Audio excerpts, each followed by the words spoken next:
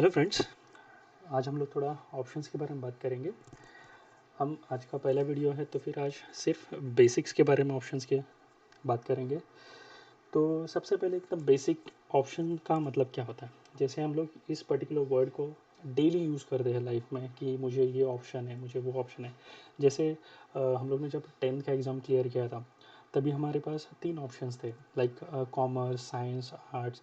उसी तरह से समझो कि हम लोग किसी मूवी में जाना है कि तो हमें समझ लो कि यहाँ पे आज 2 मूवीज़ लगी हुई है, एक बाहुबली है, एक बजरंगी है। तो इस तरह से हमारे पास 2 ऑप्शंस अवेलेबल है।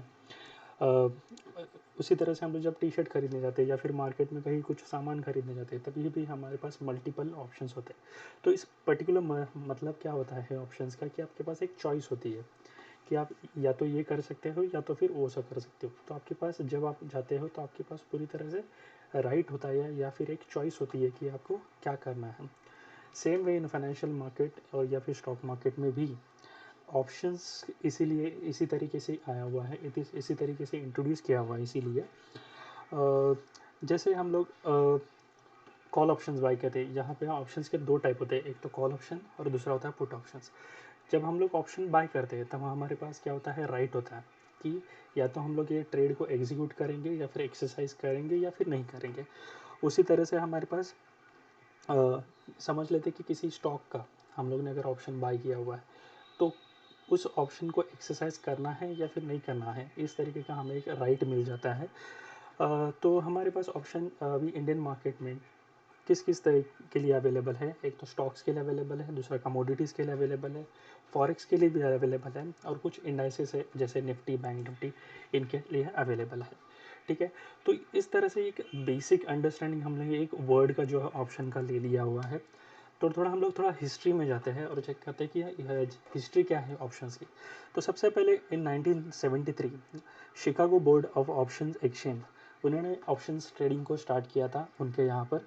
और इंडिया में एनएससी जो कि हमारा एक्सचेंज है, नेशनल स्टॉक एक्सचेंज, उन्होंने पहली बार जब ये डेरिवेटिव सेगमेंट चालू किया था 2000 में, जून 2000 में उन्होंने डेरिवेटिव सेगमेंट स्टार्ट किया था। लेकिन सबसे पहले उन्होंने फ्यूचर्स के इसे स्टार्ट किया था फ्यूचर स्टार्ट किया था और बाद में जून के बाद जैसे जैसे जुलाई आता गया तभी उन्होंने ऑप्शंस को भी चालू किया 2001 में। उसके बाद ये हमारा फर्स्ट एक्सचेंज था जिसने ऑप्शंस को इंट्रोड्यूस किया 2000 और 2001 में, स्टॉक्स और फिर उसके बाद इंडेक्स में ऑप्शंस को लाने के लिए। और एज ऑन टुडे हमारे पास करीब करीब अभी 2 या 3 हमारे पास इंडाइसेस ऐसे हैं जिनमें हम ऑप्शंस की ट्रेडिंग कर सकते हैं। जैसे हमारा निफ्टी हो गया, बैंक निफ्टी हो गया, निफ्टी आईटी हो गया।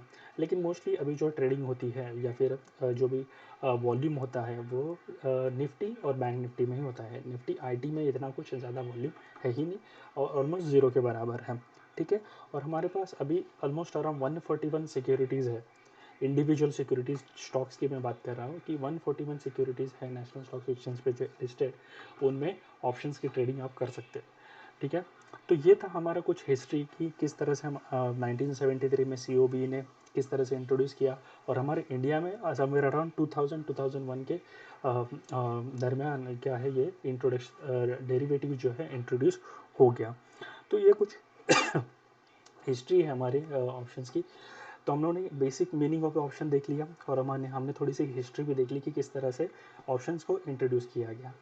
अब आते हैं थोड़ा टाइप्स के ऊपर। टाइप्स ऑफ ऑप्शंस कितने हैं हमारे पास, 2 ऑप्शंस है हमारे पास, ये तो सबको पता ही है, कॉल एंड पुट ऑप्शंस होते हैं।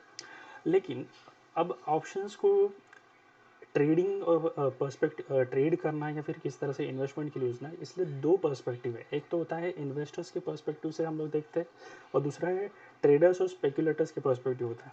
करंटली प्रैक्टिकली आप अगर मार्केट में देखोगे तो ट्रेडर्स के और स्पेकुलेशन पर्पज़ के लिए ही ऑप्शंस को यूज़ किया जाता है। लेकिन हम लोग एक अंडरस्टैंडिंग के लिए दोनों को समझना बहुत ज़रूरी है, तब हमें एक डीप अंडरस्टैंडिंग आ जाएगा कि कॉल और पुट ऑप्शंस असल दरअसल होते क्या है।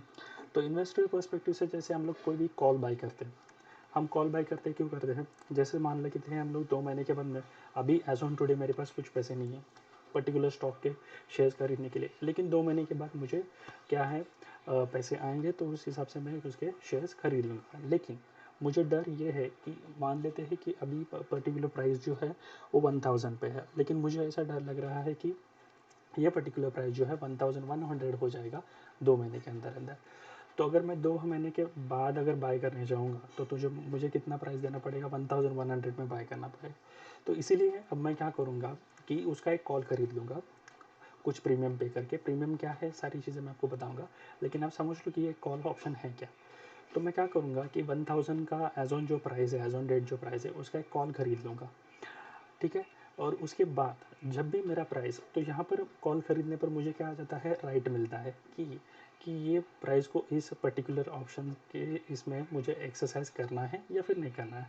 तो जैसे मैं कॉल ऑप्शन बाय करता हूँ, मैं मेरी जैसी प्राइस 1 महीने के बाद या फिर 2 महीने के बाद जो भी आपने एक्सपायरी जो चुनी ली है उसके हिसाब से अगर 1000 से बढ़कर 1100 1200 के ऊपर चली जाती है, तो मुझे क्या होगा वहाँ पर उसी पर्टिकुलर, जैसे मैंने 1000 पर अभी करंट प्राइस है 1100 का मैंने कॉल अगर बाई किया, तो और प्राइस अगर 1100 के ऊपर चला जाता है फिर भी मुझे 1100 पर जो है शेयर्स खरीदने मिल सकते हैं कॉल की वजह से। तो मैंने अगर कॉल बाय किया है तो मुझे अगर 1100 का मैंने कॉल बाय किया है तो मुझे उस पर्टिकुलर प्राइस के ऊपर शेयर्स मिल सकते हैं, भले उसके बाद प्राइस जो है 1100 हो या फिर 1200 हो 1300 हो, कोई फ़र्क नहीं पड़ता, मुझे 1100 के ऊपर शेयर्स खरीदने मिल जाएंगे। यस, सेम तरीका होता है पुट ऑप्शंस के बाद। मान लेते हैं अभी आपके पास शेयर्स हैं, ठीक है, और आपको डर लग रहा है कि अगर मार्केट क्रैश हो गया या फिर मार्केट नीचे गिर गया तो मेरी शेयर्स की प्राइसेस बहुत कम हो सकती है। तो आप क्या कर सकते हो उस सिचुएशन में, आप एक पुट बाय कर सकते हो उस पर्टिकुलर शेयर्स का। मान लेते हैं करंटली प्राइस जो है 1000 की, आपको डर लग रहा है कि प्राइस जो है 900 और या फिर उससे भी नीचे चला जा सकता है, जैसे अभी 2-3 महीने पहले जैसे फरवरी में या फिर मार्च में जो क्रैश आया मार्केट में। मान लेते हैं उस टाइम पे आप थे और आपने सोच लिया था कि नहीं नहीं अभी कुछ मार्केट में क्रैश आने की संभावना ज़्यादा है। तो मैं उस सिचुएशन में क्या करते थे हम लोग, एक 1000 का 1000 पे अभी करंट प्राइस है, आपको 900 के नीचे जाने का डर लग रहा है, तो क्या कर सकते हैं आप 900 पे आप क्या कर सकते हो, एक पुट ऑप्शन बाय कर सकते हो। तो आपका मैक्सिमम लॉस कितना होगा, 100 का ही होगा, क्योंकि हमने हमारे यहाँ की जो प्राइस है शेयर के 1000 पे है और आपने 900 का कॉल पुट ऑप्शन बाय किया हुआ है। तो उस सिचुएशन में जब प्राइस 900 के नीचे चली जाएगी, मतलब 600 700 800 कितनी भी जाए, आपको जो है सेल करने मिल जाएगा एट द 900 के ऊपर, ठीक है। तो ये होता है पुट ऑप्शन। जब भी आपके पास शेयर्स है, आपको डर लग रहा है कि प्राइस मार्केट क्रैश हो जाएगा, और उस सिचुएशन में आप पुट ऑप्शन बाय कर सकते हो, और वहाँ से फिर अगर मार्केट कितना भी नीचे जाए आपको जो है आपके शेयर्स 900 के ऊपर सेल करने मिल जाएंगे। तो ये कम्प्लीटली होता है थियोरेटिकल या फिर इन्वेस्टर पर्सपेक्टिव वाला, जो कि बुक नॉलेज है या फिर बुक की थेरी है, जिस पर्पज़ के लिए actually this is actual purpose of option, introduction of the option in market. ये एक्चुअली एक एक्चुअल पर्पज़ था ऑप्शंस को इंट्रोड्यूस करने का। लेकिन समय के साथ साथ उन्होंने बहुत सारे लोगों ने, जो बड़े बड़े इन्वेस्टर्स हैं या फिर छोटे रिटेल इन्वेस्टर ने, इनको एक ट्रेडिंग और स्पेकुलेशन पर्पज़ के लिए यूज़ करना शुरू कर दिया। और अभी भी मेजॉरिटी ऑफ द वॉल्यूम जो होता है वो ट्रेडिंग और स्पेकुलेशन पर्पज़ के लिए ही ऑप्शन को यूज़ कर लेते हैं। तो इस सिचुएशन में क्या होता है, जैसे हम लोग ट्रेडर पर्सपेक्टिव से हम लोग देखेंगे कि अभी जो हमारा, मान लेते हैं कि मुझे कॉल बाय करना है, तो मेरा व्यू क्या रहना चाहिए, मैं स्पेकुलेशन या फिर ट्रेडिंग पर्पज़ के लिए यूज़ कर रहा हूँ, मुझे प्रॉफिट चाहिए, ठीक है। तो मान लेते हैं 1000 की प्राइस है, 1000 है, और मुझे लग रहा है कि यहाँ से मार्केट जो है ऊपर जाएगा, मैं बहुत ही बुलिश हूँ इस मार्केट में, तो मैं क्या करूँगा, एक कॉल बाय कर लूँगा। मान लेते हैं 1000 का एक कॉल है, वो मुझे मिल रहा है 20 रुपये में, ठीक है। तो मैं उस कॉल को बाय कर लूँगा 20 रुपये में, और जैसे जैसे प्राइस आगे बढ़ता जाएगा वो जो 20 रुपीज़ का जो कॉल हमारा जो 20 रुपीज़ का जो प्रीमियम है वो बढ़कर 50 रुपये हो जाएगा, 100 रुपये हो जाएगा, जो भी हो जाएगा। लेकिन मैं क्या है, मुझे मेरा बुलिश पर्सपेक्टिव है और यहाँ पर मैं कॉल बाय करूँगा, और फिर जैसे ही प्राइस प्रीमियम बढ़ जाएगा मैं उसको बेच दूँगा और फिर मुझे प्रॉफिट आ जाएगा, ठीक है। उसी तरीके से जब मैं कॉल को सेल करता हूँ तो उस पे सिचुएशन में मेरा क्या पर्सपेक्टिव होता है कि मार्केट जो है काफ़ी ऊपर की तरफ आ चुका है और अब यहाँ से बुलिश नहीं होगा, तो मेरा कॉल बाय करने पर बुलिश पर्सपेक्टिव है या फिर बुलिश व्यू है।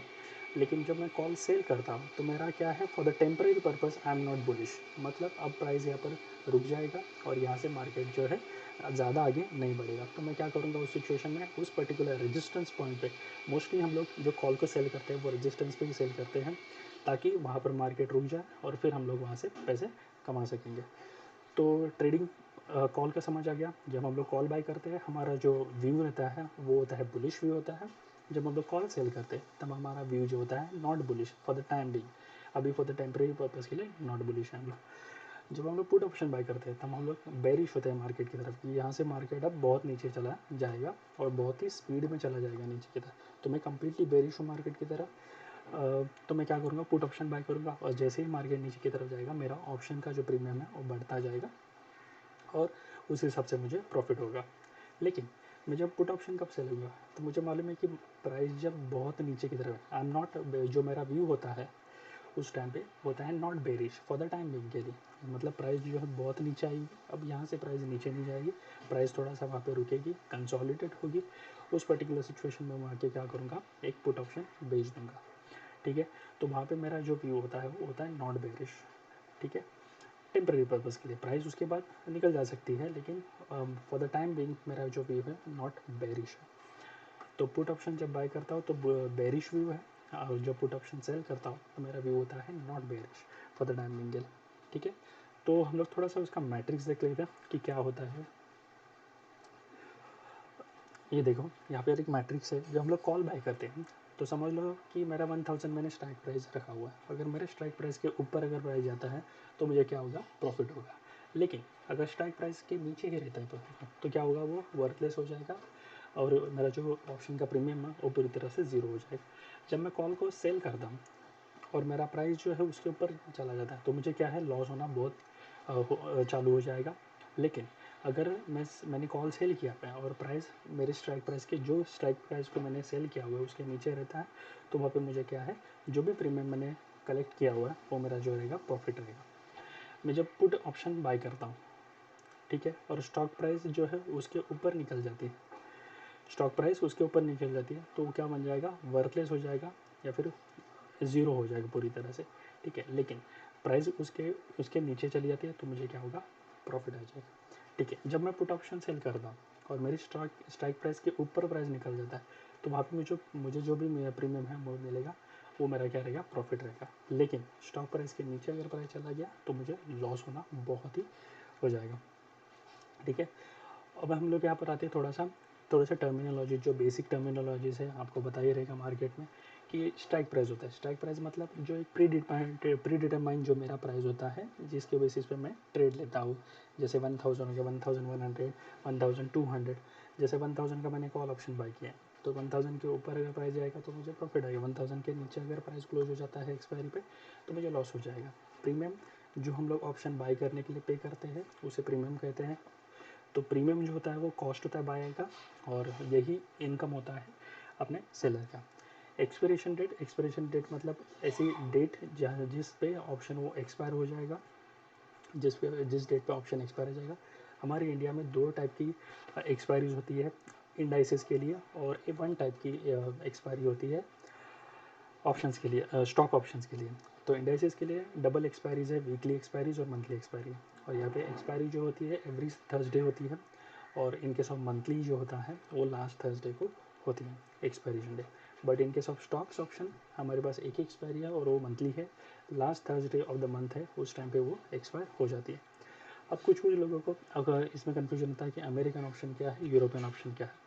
अमेरिकन ऑप्शन क्या होता है कि वहाँ पे जो ऑप्शन बायर होता है उसको राइट होता है कि वो किसी भी टाइम पे उसका जब अगर स्ट्राइक प्राइस अगर इन द मनी हो गया तो उस पर्टिकुलर सिचुएशन में वो क्या कर सकता है, कभी भी एक्सरसाइज कर सकता है। तो अमेरिकन मतलब का जो ए है वो स्टैंड्स करता है कि any time you can exercise, any time you can exercise. दूसरा होता है यूरोपियन ऑप्शंस। यूरोपियन ऑप्शंस ये होते हैं कि हम लोग वहाँ पे एक्सरसाइज जो है buyer as a buyer in the money होने पर हम लोग एक्सपायरी डेट पर, मतलब एक्सपायरी ख़त्म होने के बाद ही हम लोग क्या कर सकते हैं, उसको एक्सरसाइज कर रहे हैं। तो ई जो स्टैंड होता है, ये ई वाला जो है यूरोपियन का ई स्टैंड करता है at the time of expiry only, expiry date का ही हमारा जो है एक्सरसाइज हम लोग कर सकते हैं।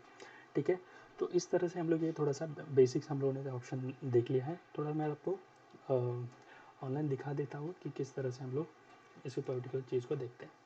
जैसे यहाँ पे देखो कि ये वाला जो है आपको ये दिखेगा, जैसे हमारा ये निफ्टी का जुलाई एक्सपायरी का 10,500 का क्या है, ये कॉल है।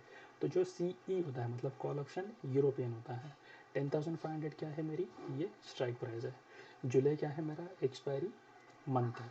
और निफ्टी जो है मेरा इंडेक्सेस का नाम है। तो ये क्या है, मंथली एक्सपायरी है। अभी देखो सेम निफ्टी 9 जुलाई, मतलब जो आने वाली जो 9 डेट रहेगी जुलाई को, वहाँ पे वो एक्सपायर हो जाए। तो ये होगी मंथली एक्सपायरी, ये होगी वीकली एक्सपायरी। यहाँ पे देखो डब्ल्यू भी यहाँ पर लिखा हुआ है, तो उसका मतलब होता है वीकली। सी का मतलब होता है कॉल, यूरोपियन ऑप्शन। पी का मतलब होता है पुट, यूरोपियन ऑप्शन। सेम चीज़ यहाँ पे देखो HDFC बैंक में, HDFC बैंक जो कि जुलाई मंथ का एक्सपायरेशन है। अब देखो कि HDFC बैंक में कभी कहीं पर भी वीकली ऑप्शंस वाला जो है ऑप्शन नहीं है। अगर हम लोग HDFC बैंक को अगर टाइप करते हैं तो उसमें मंथली ऑप्शन ही अवेलेबल है। तो ये जो रहती है 1,000, तो इस तरह से हम लोग इसको रीड करते हैं कि निफ्टी मतलब ये निफ्टी का कॉन्ट्रैक्ट है, जुलाई मतलब जुलाई मंथ का कॉन्ट्रैक्ट है, 10,500 हमारी स्ट्राइक प्राइस है। और जो CE होता है उसको कहते हैं कॉल ऑप्शन यूरोपियन, और जो PE होता है उसको बोलते हैं पुट ऑप्शन यूरोपियन। तो इस तरीके से हम लोग इसको हमारे प्लेटफॉर्म ब्रोकर के प्लेटफॉर्म पे भी दे सकते हैं। थोड़ा सा हम लोग इस पर भी आ जाते हैं ऑप्शन चेन में। ऑप्शन चेन क्या होती है, सारी चीज़ें मैं आपको बताऊंगा आने वाले वीडियोस में। अभी फ़िलहाल खाली आप स्ट्राइक प्राइस और जो बेसिक पर्सपेक्ट हमने जो टर्मिनोलॉजीज देखी यहाँ पर देखो। जैसे हम लोग अभी देखते हैं मार्केट कहाँ पर है, 10,600 पे है। तो ये 10,600 क्या होगी, स्ट्राइक प्राइस होगी। ये जो साइड है ये कॉल का क्या है, प्रीमियम है। ये कॉल का प्रीमियम हो गया यहाँ पर, मतलब जो प्रीमियम के लिए, जैसे मुझे अभी 10,600 का कॉल ख़रीदना है तो मुझे 100 रुपीज़ देने पड़ेंगे। 10,600 का मुझे अगर पुट ख़रीदना है, ये पुट है, और यहाँ पर पुट के लिए कितने देने पड़ेंगे, 126 रुपीज़ देने पड़ेंगे अगर मुझे पुट का ऑप्शन ख़रीदना है तो ये बेसिक चीज़ें होती हैं। और डिटेल में हम लोग इसको ऑप्शन चेन को देखेंगे आने वाले बहुत सारे वीडियोज़ में हम लोग देखेंगे, ठीक है।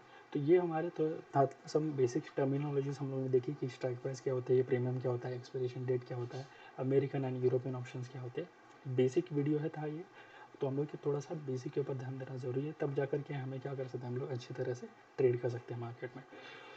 Okay, thanks a lot friend for watching this video, thank you.